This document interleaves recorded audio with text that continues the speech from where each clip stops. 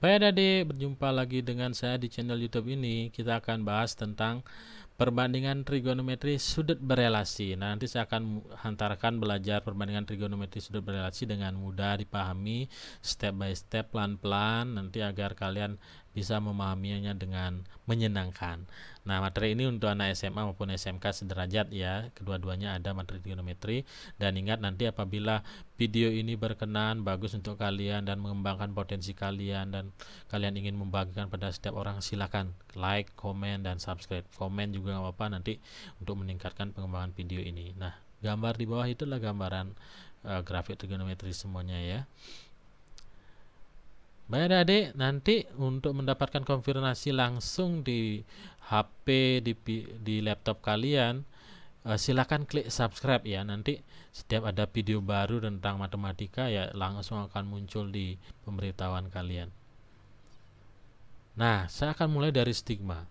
Stigma kita belajar matematika selama ini adalah matematika itu susah, trigonometri ribet, terlalu banyak rumus dan lain sebagainya. Sebenarnya stigma itu yang kita akan potong. Nanti terakhir ketika setelah belajar ini, semoga nanti stigma itu akan hilang. Dan tujuan saya sebenarnya adalah merubah stigma itu menjadi matematika adalah ilmu yang bisa dipelajari dengan simple atau sederhana. Nah, manfaat. Kira-kira apa sih manfaatnya ketika kalian telah belajar nanti yang namanya trigonometri? Nah, ini pernah saya lakukan penelitian dengan anak-anak ya. Salah satu manfaatnya mempelajari trigonometri adalah kita bisa membuat pemodelan masalah-masalah yang bersifat periodik. Misalnya pemodelan Ale Ayuning dewasa, Ayu.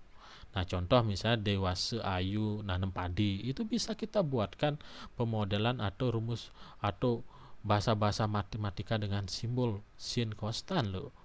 Dan itu sangat efektif karena itu bisa kita jadikan suatu saat pemberitahuan, tidak harus kita ngitung kapan datangnya dewasa itu, tapi kita gunakan rumus saja, udah ketemu dewasa itu tanggal sekian dan tanggal sekian.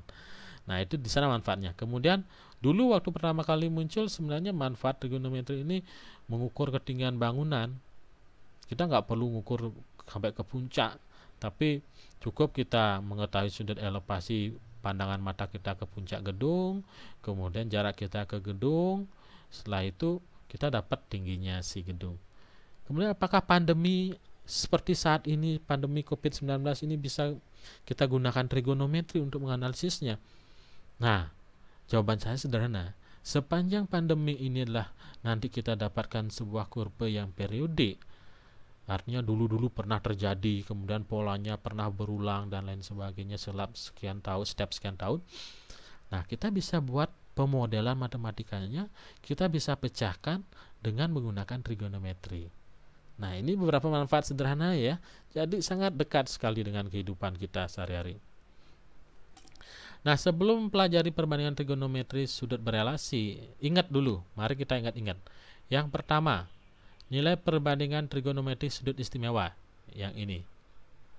Ingat, sin 30, sin 45, sin 60 berapa, cos-nya juga, tan-nya juga ingat. Sin dan cos tinggal dibalik aja ya. Tan ya tinggal sepertiga akar 3, 1 dan akar 3. Kuadran, ingat kuadran. Nah, ini juga perlu diingat. Kuadran 1 itu yang mana, 2 yang mana, 3 yang mana. Ingat 1 itu yang di sini dari 90 sampai 90 derajat, 0 dari sampai 90 derajat. Kuadran 2 ini 90 sampai 180 derajat. Kuadran ketiga ini 180 sampai 270, dan kuadran 4 270 sampai 360. Nah, itu ya. Itu kuadran. Apa yang perlu kita ingat lagi? Ya, definisi perbandingan trigonometri pada koordinat kartesius.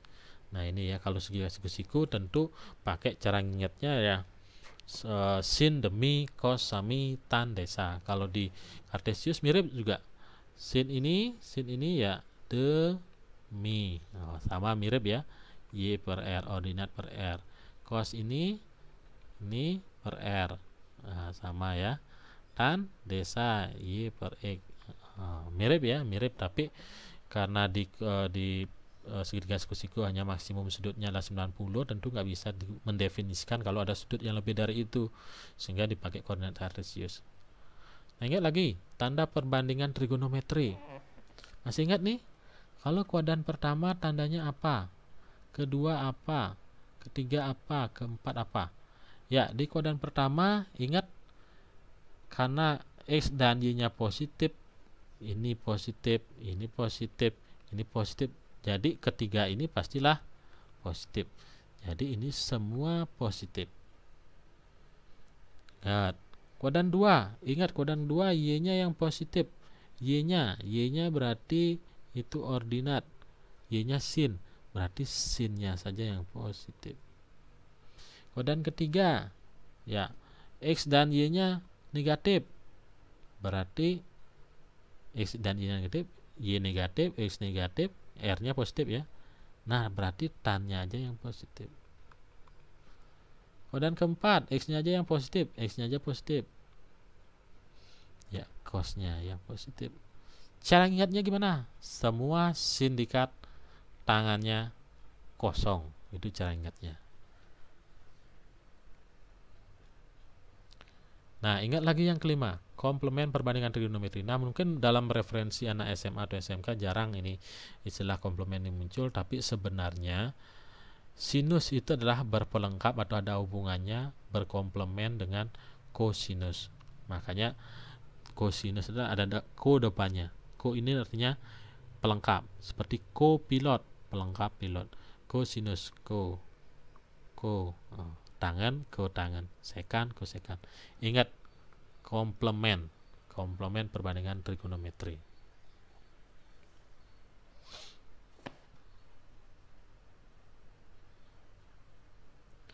Oke, baru kita ke pemahaman sekarang. Kita akan temukan sekarang bagaimana sih perbandingan trigonometri sudut berelasi itu. Nah, apa itu sudut berelasi? Itu pertanyaan sekarang. Sebelum kita belajar memperdalam. Ya, sudut berelasi itu adalah sudut yang memiliki hubungan. Contoh, 30 dengan 150 berelasi. Kenapa? Bisa dilihat dalam kurungnya. Oh, karena sin 30 itu sama dengan sin 150. Berelasi dia. Kemudian 30 dengan 120. Kenapa? Oh, sin 30 dengan cos min cos 120 itu sama. Nah, ada hubungan. Terus kita berpikir sekarang gimana caranya kalau mencari misalnya cos 210 derajat biar sama dengan sin. Itulah yang kita akan pelajari. Itulah yang namanya perbandingan trigonometri sudut berelasi. Ya, bisa dipahami ya. Oke. Nah, sekarang untuk menemukannya bagaimana hubungannya, kita akan mengawali dari kasus ke kasus. Nah, sudut alfa kuadran 1. Jadi alfa itu di kuadran 1 ya, berarti di antara 0 sampai 90 derajat.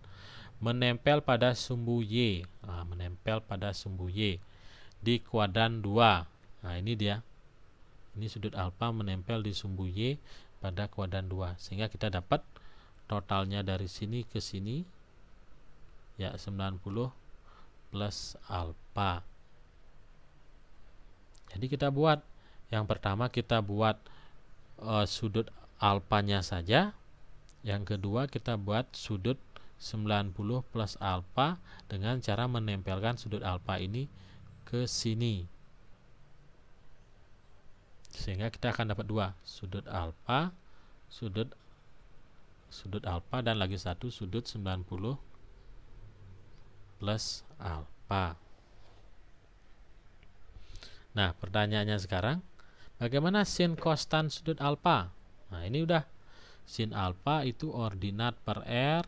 Nah, ini ordinat kita ubah jadi B ya. Kemudian R-nya ini jari-jari, X-nya kita ubah jadi A, sehingga sin alfa B per R. Cos alfa adalah absis per R, tan alfa adalah ordinat per absis, atau B per R. Kan biasa itu ya. Nah, tapi ingat, ketika ditempel ke sini, ingat B ini berubah menjadi X. B ini kan X ya. Jarak dari B ke C kan X itu kan, karena sumbu X kan. A itu berubah menjadi Y. Ingat itu. Sehingga kalau kalian mencari sin kostan untuk sudut ini, Kan seperti itu. Sin ini 90 alfa min 90 derajat plus alfa, ordinat ini sumbu Y per R, Y nya sekarang apa? A, jadinya A per R. Cos 90 derajat plus alfa sama dengan apa? Absis per R, absisnya sekarang, X nya sekarang B, B per R. Kenapa min? Ya karena X di kuadran kedua, X nya ini negatif, Y negatif, X nya negatif di sini, sehingga isi min depannya. Tannya gimana? Tan itu kan ordinat per absis. Ordinatnya berapa sekarang? Ordinatnya Y, absisnya X. Nah, udah. Ordinatnya jadi A, absisnya B, isi min, karena memang absisnya min atau X nya min. Dari sini kita bisa dapat simpulan. Kaitkan sekarang. Sin 90 derajat tambah alfa, A per R. Oh ya, ini dia. Sin 90 derajat tambah alfa itu sama dengan cos alfa. Cos 90 derajat plus alfa itu sama dengan, ini kan B per R kan, isi min depannya ya, ke sini. Tan 90 derajat plus alfa, A per B. Ya, ini B per A berarti cot alfanya yang A per B, karena cot itu seper tan. Ini menjadi B, tinggal dibalik aja. Seper tan. Cot itu adalah seper tan. Tinggal balik. Sehingga ini ke sini, tinggal isi tanda negatif. Nah, jadi kita bisa simpulkan ya, 90 derajat plus alfa untuk sinnya yaitu cos A. Ya, ini A per R. Untuk cos 90 derajat plus alfa min B per R. Ya, B per R itu punyanya sin alfa, min sin alfa. Dan 90 derajat plus alfa A per B, ya, A per B itu cot, isi min depannya ya, cot alfa. Nah, kita dapat kesimpulan. Jadi dari sini kita dapat menyimpulkan kalau tadinya sin menjadi cos, kalau cos menjadi sin, kalau tan menjadi cot, kemudian kalau ini depannya adalah menempel di sumbu Y. Terus apa lagi diperhatikan? Tanda ini. Kenapa ini positif? Karena 90 plus alfa di kuadran kedua. Hanya sin aja yang positif. Sehingga ini aja yang positif. Selebihnya ya min. Ingat kan? Hanya dua hal yang perlu diingat di sana. Kasus kedua juga serupa. Kita coba tempelkan dia di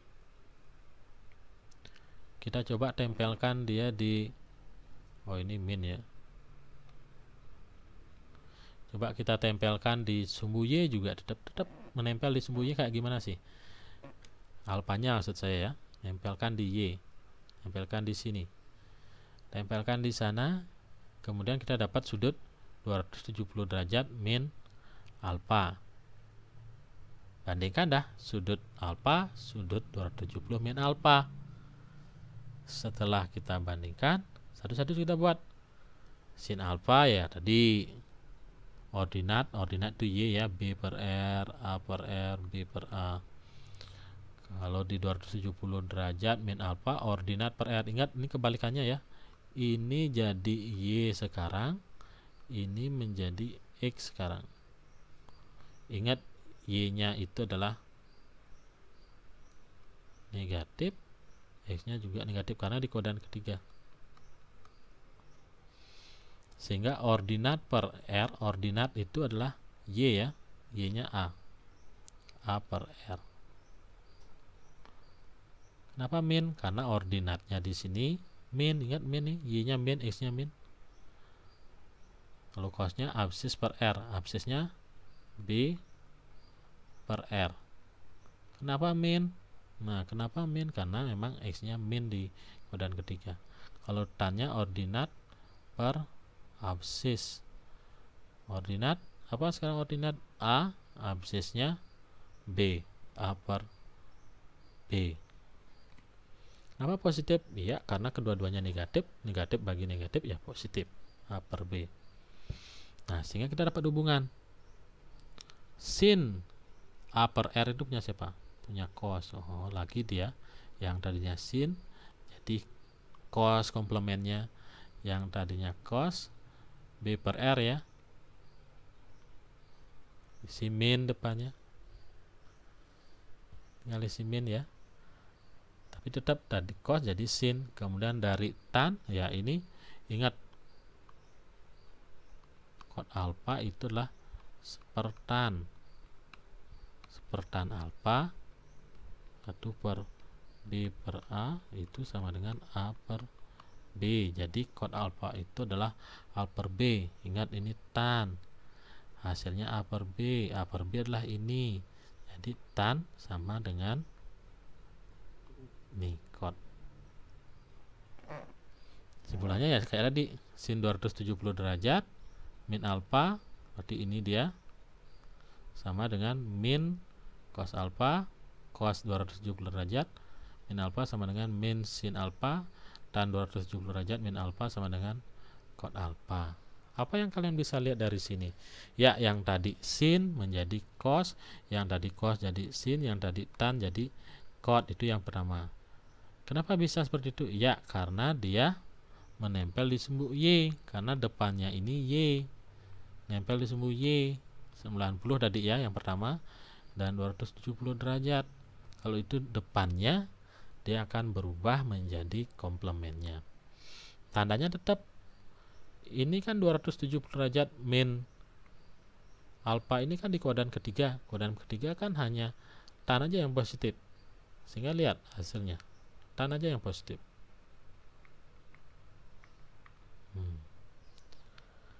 Baik, kasus ketiga perlu kita lirik juga, yaitu ketika kasus sudut alfa di kuadran 1 menempel pada sumbu X di kuadran kedua. Sudut 180 derajat min alfa jadinya ya. Kita tempelkan nih alfa, kita tempelkan di kuadran kedua di sumbu X nya, sehingga kita dapat sudut dari sini ke sini, itu sudutnya 180 derajat min alfa. Posisi ordinat dan absisnya perhatikan. Ini ordinat ya, Y ya.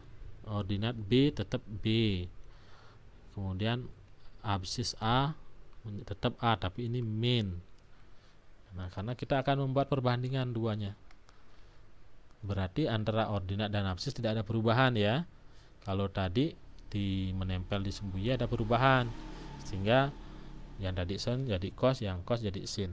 Kalau di sini tidak ada perubahan, mari kita cari satu-satu.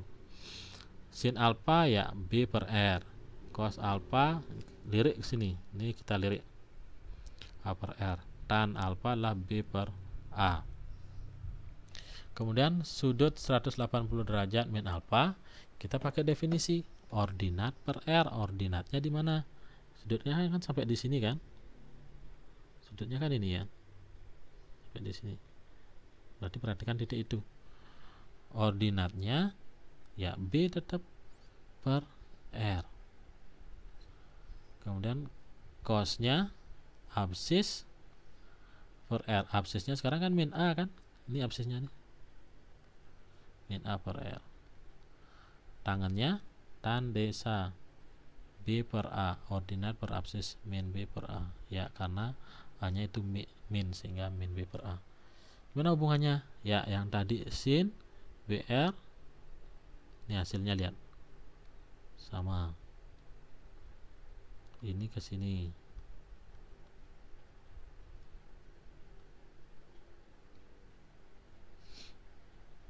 Kemudian tan 180 derajat min alfa itu min B per A ya, sama dengan ini, tapi isi min.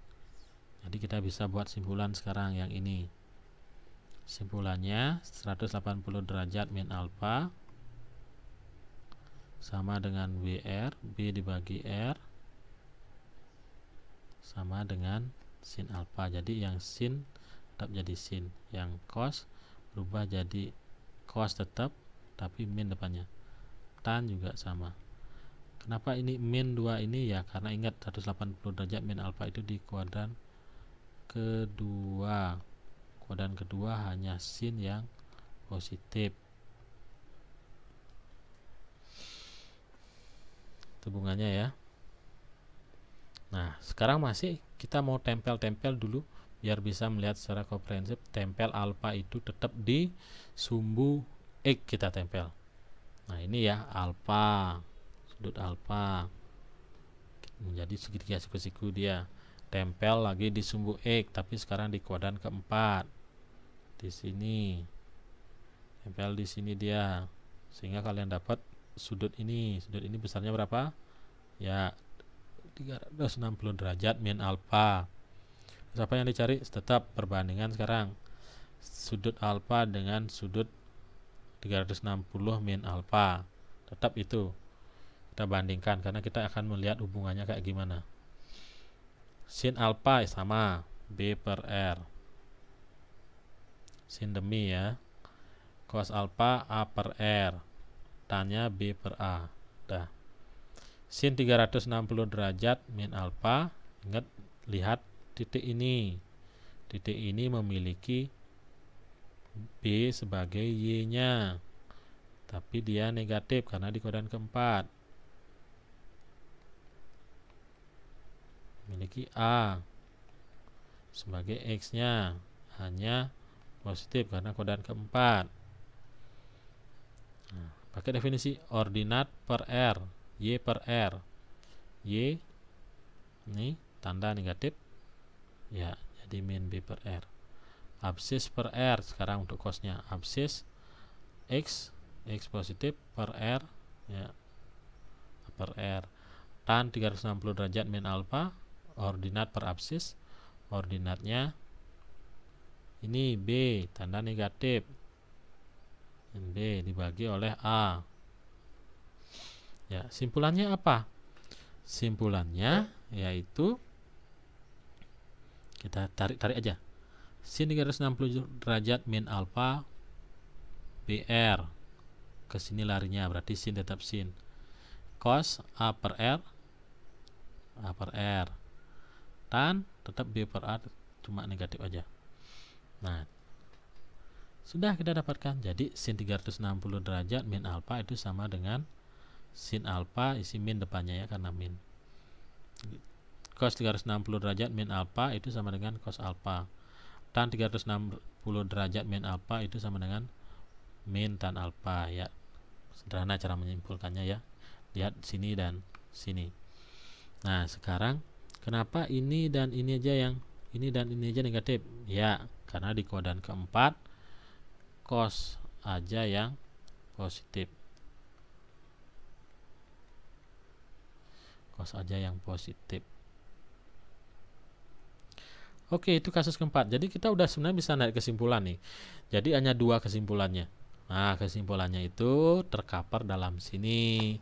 Kesimpulan pertama yaitu untuk ketika dia nempel alfanya di sumbu Y dan nempel alfanya di sumbu X.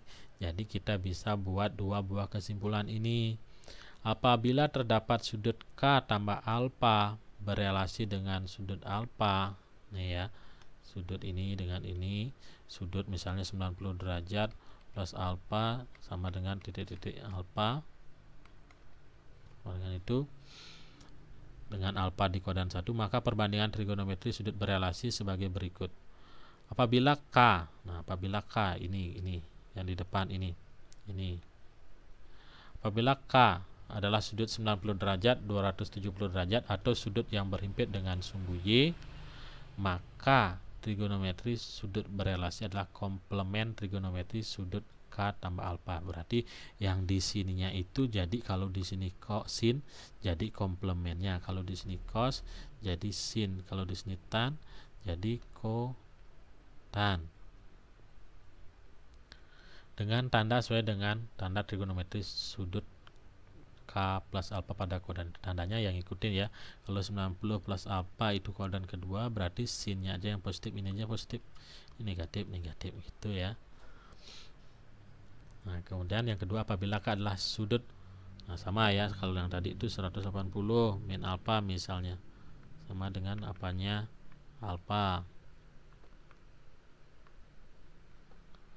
Apabila K adalah sudut 180 derajat, 360 derajat, atau sudut yang berimpit dengan sumbu X, maka trigonometri sudut berelasinya adalah sama dengan trigonometri sudut K tambah A. Nah, jadi kalau di sini sin, sini sin, kalau di sini cos, di sini cos, kalau di sini tan, di sini tan juga. Dengan tandanya ngikuti nih sesuai dengan tanda trigonometri sudut K tambah A pada kuadran K tambah A. Ya, ini kan kuadran kedua. Jadi kuadran kedua hanya sin yang positif, berarti ini positif, ini negatif, ini negatif. Nah, itu maksudnya ya. Jadi dua kesimpulan saja. Kalau depan pakai 180 360 derajat, maka trigonometri tetap, tanda ngikuti semua sindikat tangannya kosong. Kalau depan pakai 90 270 derajat, maka pakai komplemennya. Kalau sin jadi cos, cos jadi sin, tan jadi kotan, dan seterusnya. Tanda juga ngikuti semua sindikat tangannya kosong. Sederhana ya, hanya dua itu saja yang dipakai memecahkan. Ya, contoh satu sekarang. Contoh pertama ya, contoh ini ya. Jika kita ingin mengetahui sin 210 derajat sama dengan berapa gitu, ya ubah dulu. Depan kita pakai 180 derajat, ini 30. Kenapa 180 derajat tambah 30? Ya, karena 180 derajat tambah 30 sama dengan 210. Sama ya. Depannya kita pakai 180 derajat. Berarti yang sin jadi sin, ya ini hanya 30-nya jadinya. Tandanya ingat, ini kuadran ketiga. Sin kuadran ketiga hanya tan yang positif, semua sindikat tangannya kosong. Berarti sinnya negatif. Negatif nih. Sehingga dapatlah min sin 30. Sin 30 berapa? Tadi ingat kan? Sin 30 adalah setengah, jadi min setengah. Sin 210 derajat ini bisa dicari dari di depannya kita pakai 270 derajat. Boleh nggak pakai 90?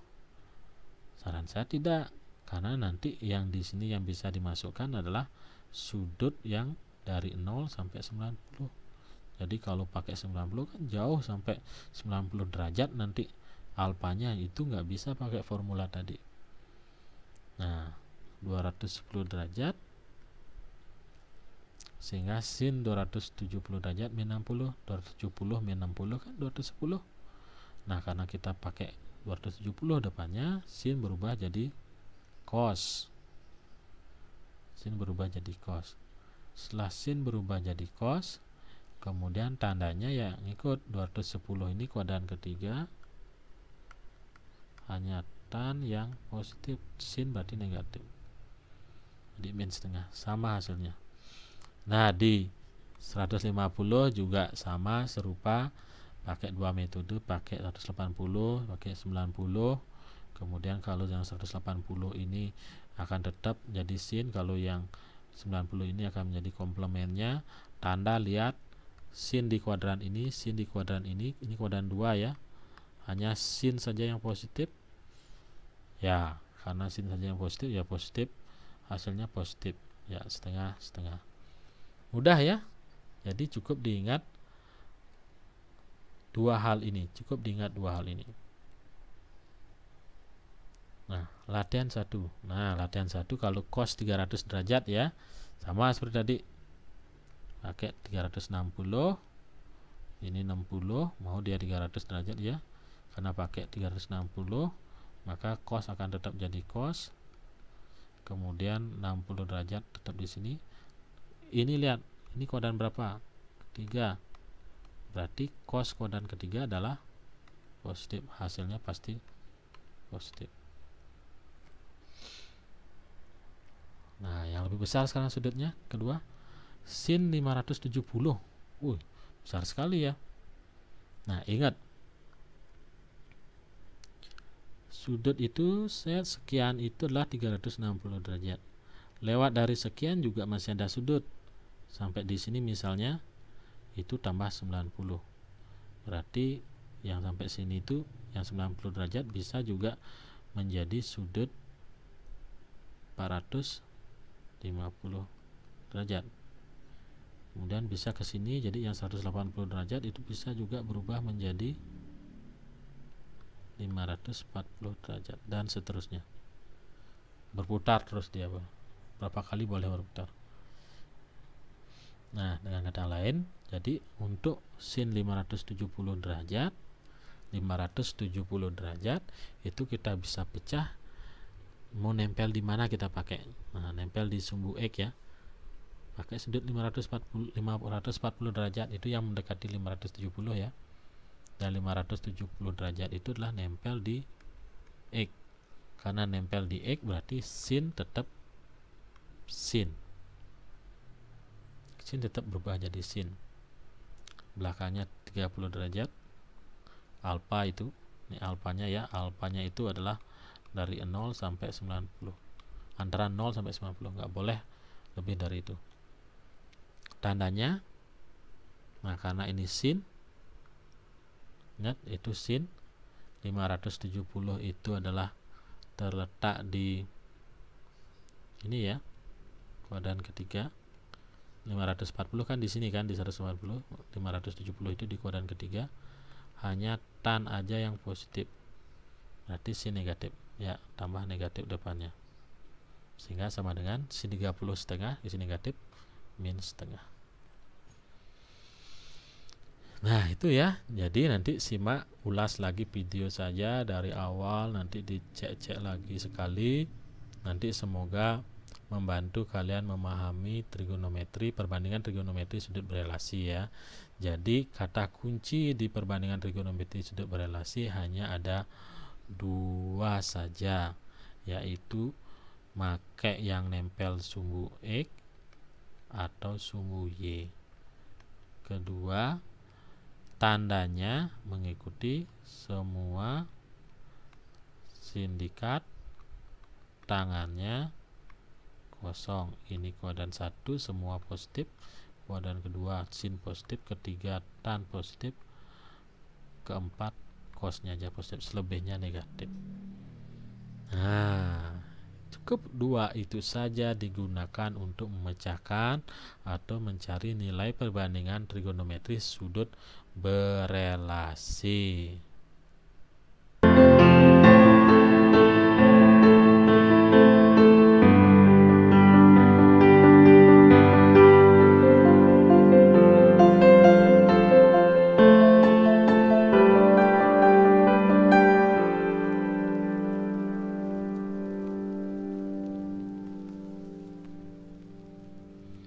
Baik, terima kasih adik-adik atas atensinya. Semoga video ini membantu kalian semua untuk belajar perbandingan trigonometri sudut berelasi. Dan tentunya sesuai dengan brand ini adalah matematika, semoga menjadi simpel dan sederhana dalam pembelajaran kalian sehari-hari. Terima kasih.